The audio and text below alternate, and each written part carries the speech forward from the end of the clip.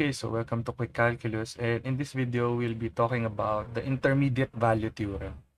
So, pag sinabi sa atin na Intermediate Value Theorem, sinasabi lang nun sa atin na if we have a graph, so for example, this is the x-axis, this is the y-axis, and we pick 2 points, A and B, and we have a function, so let's say, ganito yung function natin,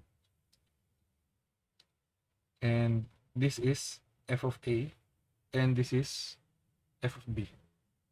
Okay, so ayan yung points natin. Sinasabi lang niya na if we have f of A less than k some constant f of B less than f of B, assuming f of A is not equal to f of B, then we can find a C between A and B. Okay, we can find a C between A and B. So, C dito, assuming F is continuous sa range na A, B. Okay, yun lang naman sinasabi nun sa atin. We can find a C with a value K between F of A and F of B. So, this can be explained very logically kasi kung meron kang two values A and B, plus we have a continuous function here na may values na f of A at f of B, then for sure, pwede tayong makahanap ng isang value sa gitna ng function natin na yun, such that may value siya na k. Okay?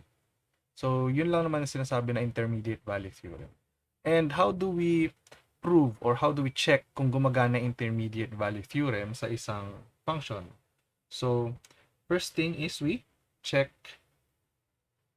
the domain if it's continuous. Okay, so kailangan continuous siya kasi kailangan ina-assume natin na f is continuous within the domain.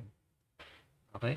And second is f of A should not be equal to fb, and that is our second condition here. Okay? Otherwise, then IVT holds. Okay, so ganun lang kadali mag-check na IVT.